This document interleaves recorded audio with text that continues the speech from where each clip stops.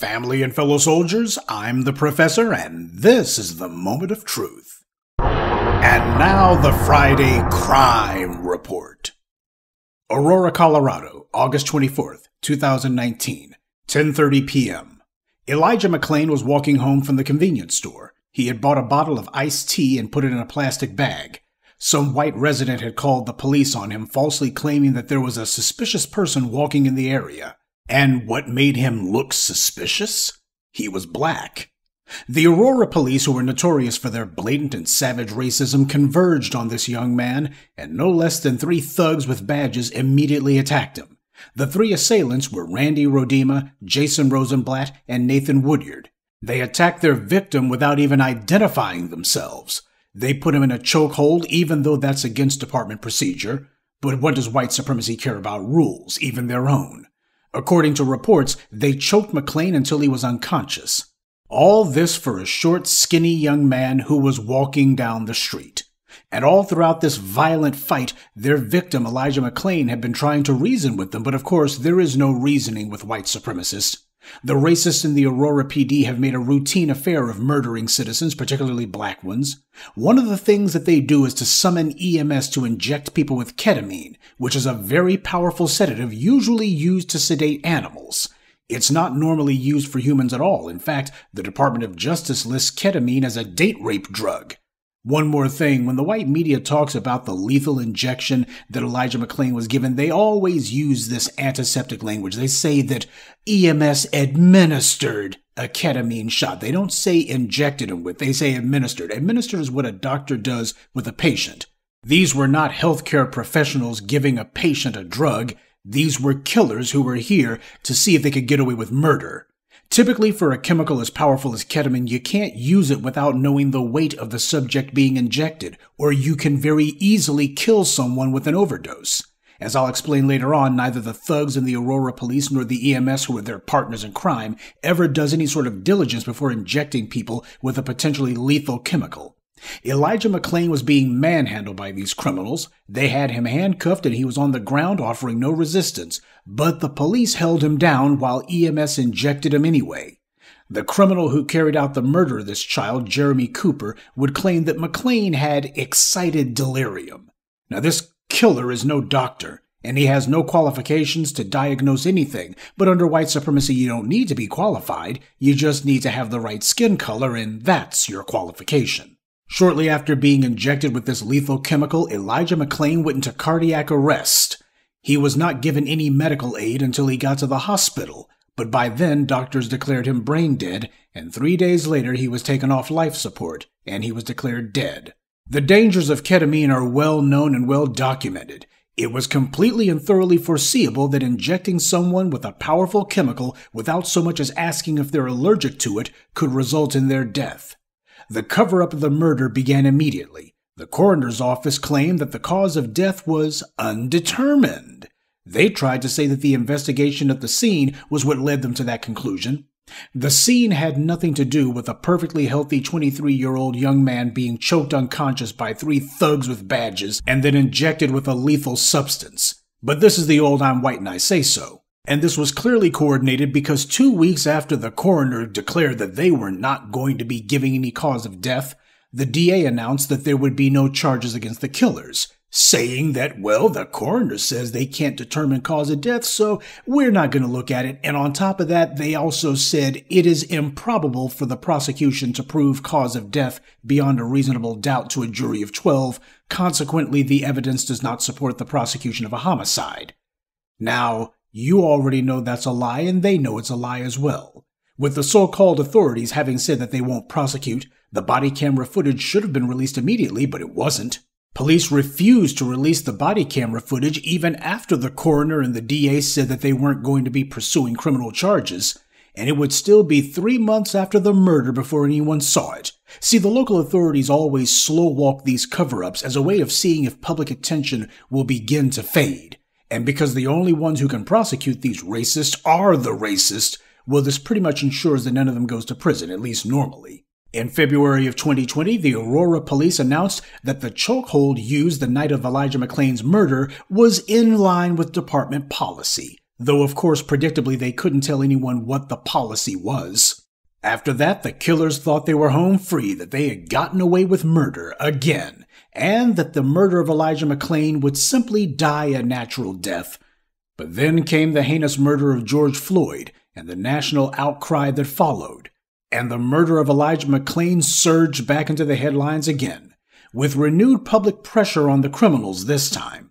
But the local racists in the Aurora PD and the Adams County District Attorney's offices made it clear they were on the side of the criminals. They weren't going to lift a finger. So in June of 2020, the governor assigned the state attorney general to investigate the murder.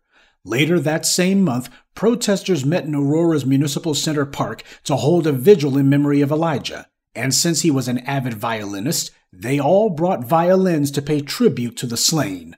The thugs in blue, seeing that the public sentiment was against them, attacked the violin-playing protesters with tear gas and batons. They did this to people standing quietly in the park playing violins.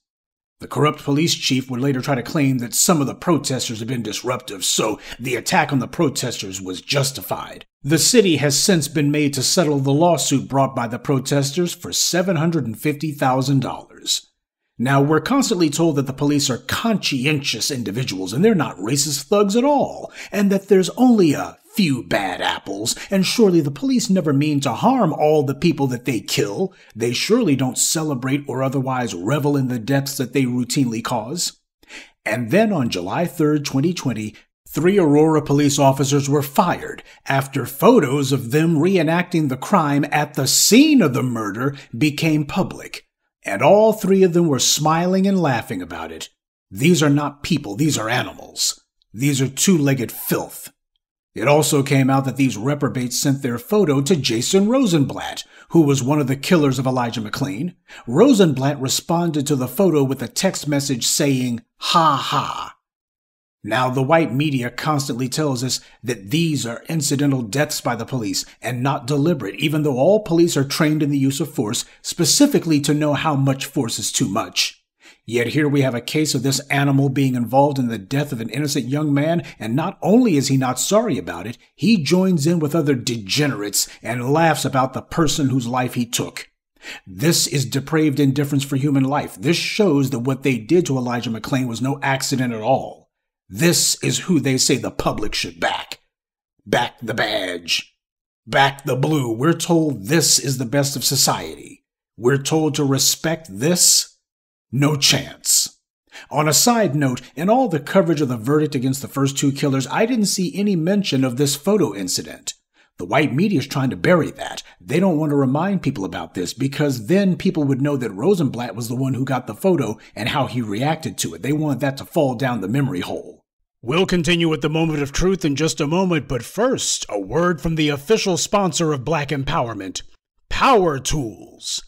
There's no telling when something's going to come up, so make sure you carry your power tools at all times. You never know when you're going to need to bring the hammer down, or when you'll have some trash that needs to be blown away, or some obstacle that requires cutting down. Don't get caught empty-handed. Keep your hammer close by. Keep that leaf blower at the ready, and always carry your steel. Power Tools, because no matter what your day job or side hustle may be, there's no excuse for not being ready to put in some work. After this photo incident, the city announced that the department would undergo a comprehensive review by external experts to evaluate how crooked the department is. In February of 2021, the report was released, and it documented that the Aurora police are as racially biased as anything you'll find in the dirty South. Black people are only 15% of the Aurora population, but 50% of those who the police use force against. Remember, Elijah McClain was walking down the street when they attacked him.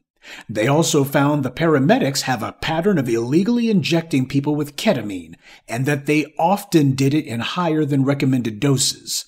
Notice the wording? The paramedics often inject people with excessive amounts of lethal chemicals. This is standard procedure for them. It's not some accident. So the paramedics are as dirty as their pals in the police. From George Floyd to Eric Garner, when these paramedics show up, they don't do anything because they're as complicit as the police.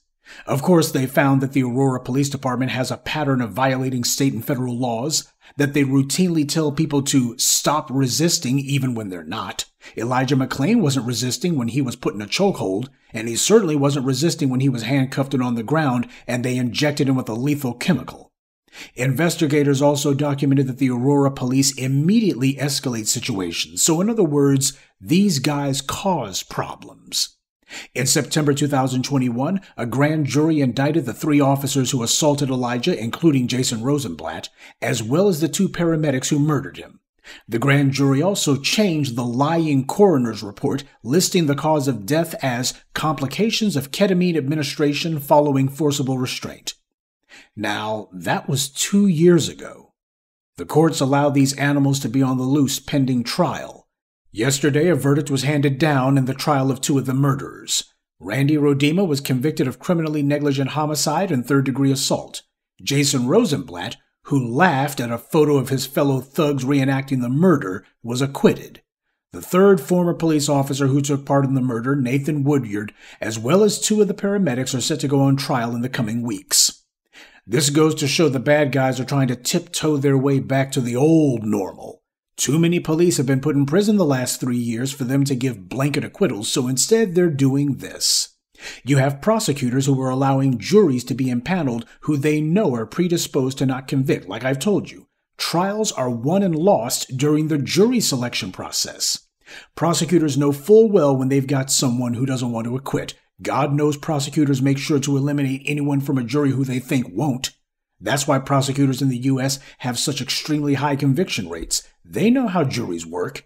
They know how to engineer a bad jury. During the voir dire process, you make sure to be hostile as possible to any people in the jury pool who even remotely express the idea that they might convict someone who they don't want convicted or acquit someone who they don't want acquitted. And then what happens is the other members of the jury pool, many of whom don't even want to be there, they'll go ahead and say, oh, well, I got somewhere else to be, or I'll go ahead and convict or acquit whatever they think is going to please the prosecutor. As a result, you can easily have 6 or 7 biased people on a jury, and even if 1 or 2 honest people happen to slip through, there's a better than 85% chance that they will knuckle under and just go along with whatever the majority on the jury want. I know a lot of people watch movies like 12 Angry Men and such, but the thing to be remembered is, in the real world, in an actual trial, there's nobody who's in the jury room who's actually trying to sway the other 11 jurors. For the most part, they go right along with peer pressure. That's what determines most of the jury verdicts in these trials that you see. Peer pressure is the psychology of the jury, and most people, even those who know better, will go along with it. That's how trials turn out in the real world. But the enemy even has backstops to make sure that if there's a conviction, it won't be allowed to stand. Rodema is set to be sentenced on January 5th, and I find it very telling that the judge wants to wait 3 months before handing down a sentence. That's unusual. And the judge wants to do it close to the New Year's celebration, and to do it on a Friday, no less. Now, this judge is already telegraphing to everybody that he intends to hand down probation. That's what he's intending to do. Or some other maneuver that basically amounts to an acquittal from the bench. They're trying to time the sentence to be given during New Year's celebration when everyone's going to be distracted or looking at something else, and to issue this sentence on a Friday, which is what January the 5th, 2024 is. So the judge is making it very obvious what he's trying to do, and even Rodema's lawyers know that the fix is in. Because after the verdict, Rodema's lawyer was bragging to the killer's wife that he may not go to jail. He's okay. It's not mandatory. Now, gee, he sounds awfully sure about that outcome. Now, how can he be so certain? Because they already know the judges are crooked. Public pressure may be enough to force these scumbags to be put on trial, but unless these corrupt judges also feel the heat, they'll keep getting slaps on the wrist. The DAs, judges, and police form an axis of evil, and all 3 of them have to be punished harshly in order for justice in the courtrooms to become a reality. The public must also remain vigilant, so that these kind of crimes are responded to by the citizenry, which is what has to happen when the institutions have been captured by criminals. It falls to the citizens to take them back and defend themselves from lawlessness. What those animals did to Elijah McClain was a crime, as determined by a jury. If Elijah had had the implements of self-defense, or if some other concerned citizen did, then his life would have been saved. Citizens have no legal obligation to comply with unlawful orders from the police. They are not law enforcement. They are a taxpayer-funded street gang, and they should be regarded as such by everyone. Black people have a right to be safe wherever they are and to protect themselves from anyone who tries to harm them, no matter where they get their paycheck from. Justice is not something that comes from the government. It certainly doesn't come from the thugs in blue, or corrupt judges on a bench, or these corrupt DAs in these offices. Justice comes from the people. And when the people stand up, the bad guys will back down. And that's this week's Friday Crime Report. Keep your eyes open and stay on alert, because there's a lot worse criminals out there than the ones the white corporate media chooses to show you. Good day, and be one. I'd like to take a moment to mention some of our contributors: Jacques Hargett, Black to Deaf, Gregory Franklin, Yolanda Sapp, and Thomas Jones. Salute to them, and thank you to everyone for listening, liking, and sharing this message. Black empowerment only exists because of you.